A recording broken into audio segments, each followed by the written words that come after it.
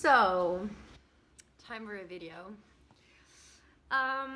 Lately I have been on Facebook and on Instagram. I have been expressing myself like I am some sort of demon or possessed by the devil, as honestly how I have been talking. I have been posting stuff.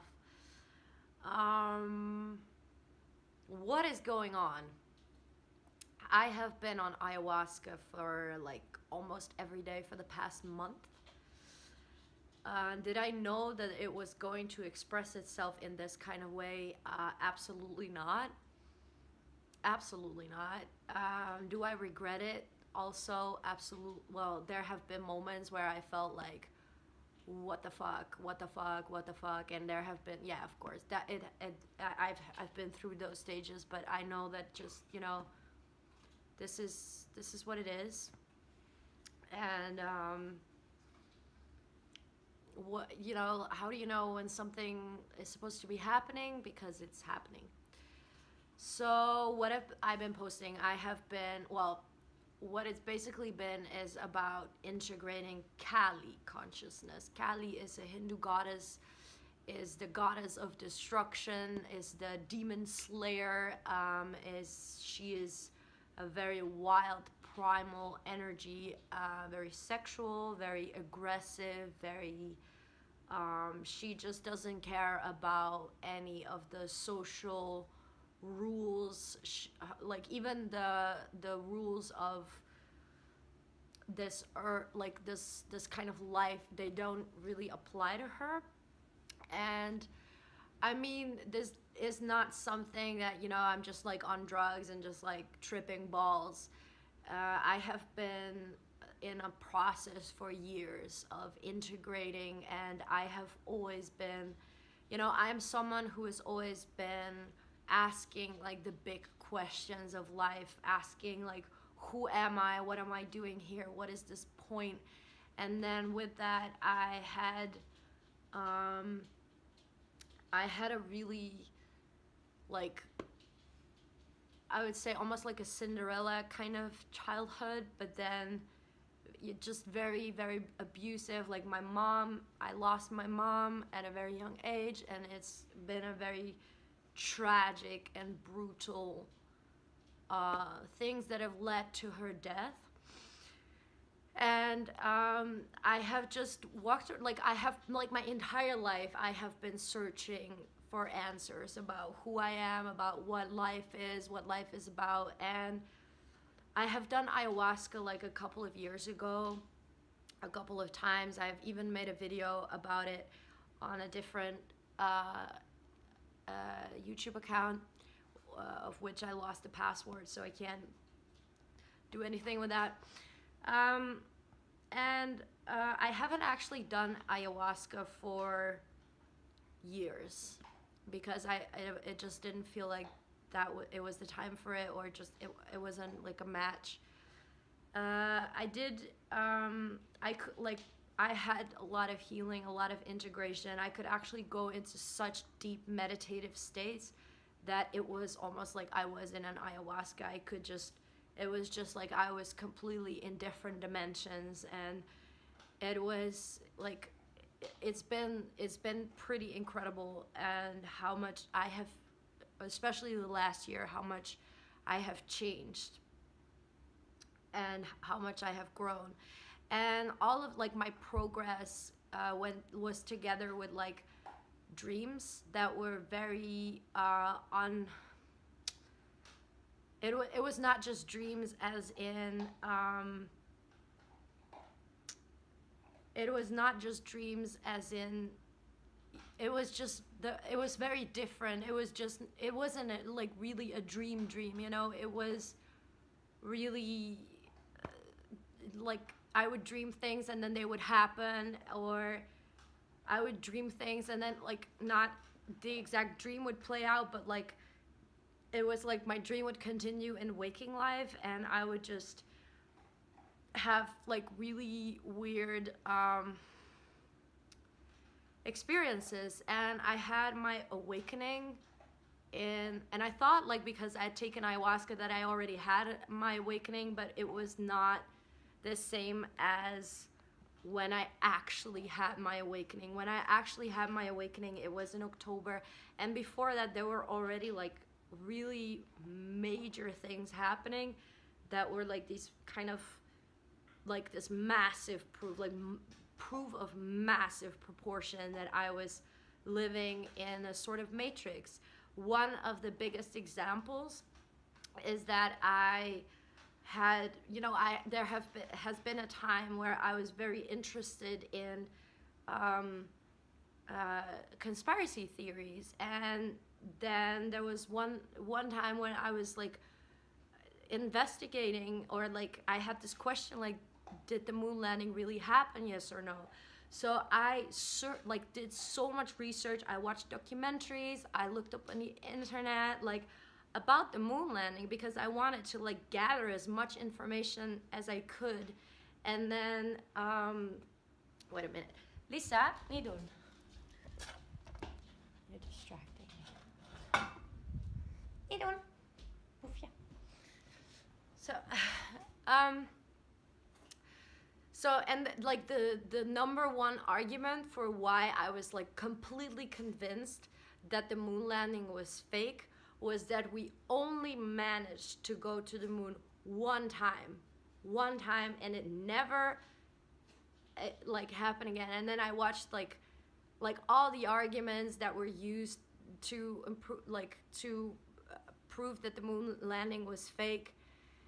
And then at the end, like I had been interested in the Mandela effect, but I didn't like, there was no Mandela that was really convincing to me. I was just like, it was just like in my memory, like, I don't know, I just heard about it, I knew about it, I thought about it, but I hadn't really had any real Mandelas that had been convincing to me. And then at the end of this year, in 2000, like at the beginning of 2000, like, at the end of this, like last year, I mean, I looked up on Mandelas of last year of 2018, and then they talked about the moon landing, and apparently now we had been to the moon many times, which was something that I definitely could not have missed when I was researching the moon landing to see if we had really been to the moon, yes or no. So that was like and it actually got me really enthusiastic, because it was like, okay, so I'm really on the right track, I'm really figuring things out, and I know truth from not true, for things that are true from things that are not true. Like, for example, I went to a Christian school, and it just like, you have all these stories, and then you have history lessons, and then they tell you about how the church has been using religion to control people, to suppress, just to control people, to suppress people, and then, like things like Christianity, like that, it just doesn't make sense. Like I could figure that out even as a kid, you know what I mean? So it just, to me, it doesn't really make sense that people are really holding on to religion when you know history, So what happened? In October, I had my awakening, and that was one of the most intense experiences ever, to actually realize that I was God. So what happened that day? Like, I have been taking LSD on parties because to me it's a very mild kind of drug substance. Is I don't have a hangover, I don't have any problems, and actually when I take LSD on parties, I learn a lot. It just speeds up the process. But I felt that day, it didn't even like, I felt like taking any kind of drug was more like a placebo effect. And because I read like a lot of information about the placebo effect. And I felt like it didn't, like, I felt so like content that day. And before we even went to this party that night, I slept at a friend's house, and I had the weirdest dream, one of the weirdest dreams ever. I dreamed that I was walking outside, and there were just this massive trees. Like, they were so high, it was just intimidating. And there was this man that was like running around, and he was completely paranoid, completely panicking, and he had all these ideas about all these conspiracy theories. And in his panic, in his paranoia, he climbed up the tree because he was like, we have to be safe, we have to protect ourselves, blah blah blah blah. And he climbed into the tree, and I saw him climb up like super high.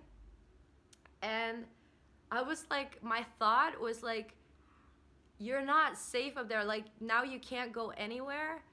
And what if you fall, you know? And you're so high. And just when I had that thought, what if you fall? I saw him falling out of the tree. And I had a bunch of kids around me. So I was like, shit, like, you know, imagine that the scenario that someone would jump off a building and like the body would like crash next to you. Like, that's a really terrifying like scenario to witness. So I was like, and I had a bunch of kids with me, so I was like, okay, I have to get the kids away, but I was not on time. So the body was like, and when it fell, it was actually less impressive than I thought. And then I looked at the body, and then I saw that it was my own corpse. And that's when I asked like people, like, is anyone going to bury me? But it was like super confusing because I was also alive and I was standing next to my own corpse. So I was the person in the tree. And then like the next day when I was at the party, I was like on my phone, and I always like to see what dream symbols mean.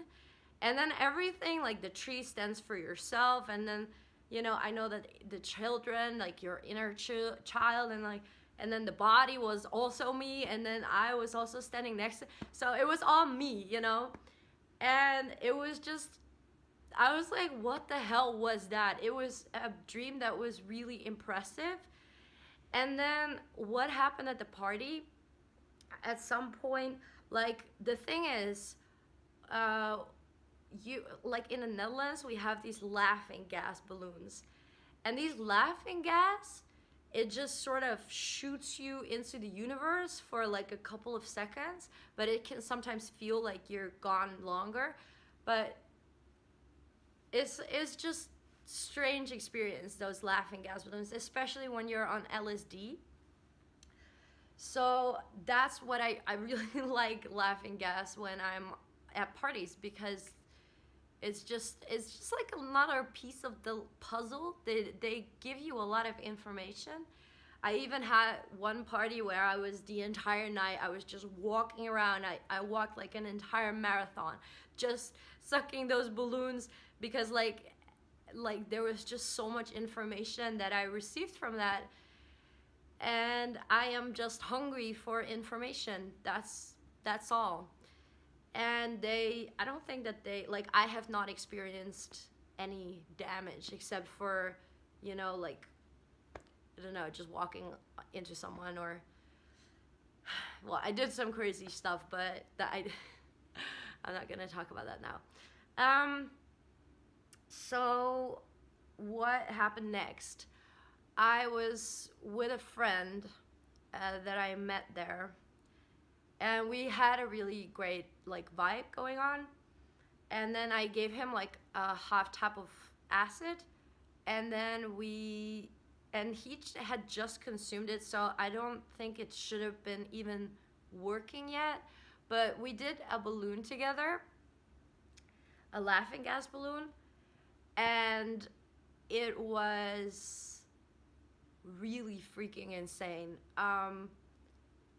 I was just shot out of my body, and I saw how it was like almost like, you know, you have like a big book and you like do this to the papers, like, you know, and it was like I was going through like every paper was like a life, and it was just endless, and I like it was like my soul went through like through like lifetime to like together with like my twin flame, and we would just like sort of play this game constantly, that we would lose each other and then we would find each other back, and that, you know, like everything that happens in your life is like a like it sometimes it seems very random and it doesn't seem to make sense, but it's like another piece of the puzzle. And then your life partner, your true love, your twin flame is like the last missing puzzle piece. And even like if you look at, you know, like your genitals, it even looks like a puzzle that fits, you know, when you have a vagina and a penis. But then also, yeah, there are gay people that don't have that, but like for me, I am not gay, so it does make sense. And um that's what and then when I got out of that like balloon, the guy that I was with had the exact same experience, and I was like, I thought that he was like the love of my life and for that moment. And honestly, something similar had happened in Siget. It was even like more weird because there was a guy, and he looked like freakishly a lot like one of my exes that I had been really in love with. He would look exactly the same almost. And then he just like we discovered that we had like the same scar, and we discovered it in a really weird way. We had the exact same scars on the exact same place, which was just super weird. And I still have pictures of that. And um, so, but then like I discovered like when I was like, you know, when like first it was also with this guy. It was like I thought that, you know, oh, this is the love of my life, but then in my heart I felt like it wasn't it, because like when his friends like with the guy with the scar, when his friends would say like, oh, so now what are you gonna do, like you're gonna marry, and like, and when he said that, it was just like I felt panic. I felt like a massive no, I felt like I just wanted to get away. And then with this guy in this party with the balloons, it was also like someone like we were telling everyone that we were probably like soulmates and like blah blah. And then people started saying like, okay, so now you're gonna have kids and you're gonna have a family. And when that started, like when he started saying that, it was just like a massive no. I just felt like nah, and so I was like, okay, I knew that, okay, I've been here before. And then first that guy, it was just like he had the exact same experience as I did, but then after a little while he just got really confused and he forgot about what had happened. And I was like, but for me everything was still very clear. And that's when I did another laughing gas balloon, and I saw how, you know, in life it's just this like sort of like what it like I saw God. And what is God is like this like like it's an orgasm, but it's just it's very hard to explain like in human language. It's this sort of it's like sort of a how do you say that, it's like a circle or a spiral, or like this continuous um thing that is happening, is of like completely like shattering, falling apart, feeling unwanted, feeling lonely, feeling lost, feeling sad. And then like this process of finding all that you are, like back, all these pieces, and becoming whole. And then at some point it was just like this sort of like something wanted me so much, and it was just like every cell of my being was like consumed and melted into this other, like it was like this fire and water kind of energy, and it just melted into each other, and it collapsed into a massive orgasm.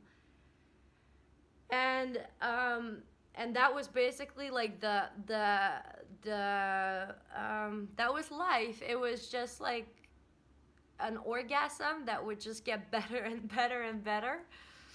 I'm like that for infinity. I don't know if anything of what I'm saying now is even making sense, because it's very hard to explain what I had experienced in language. Is like really, really difficult.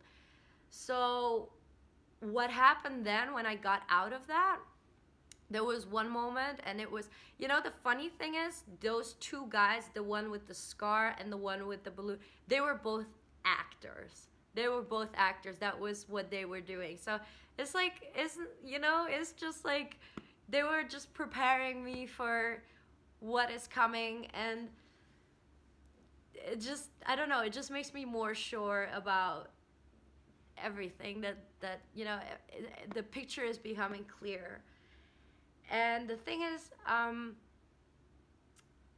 what was I talking about?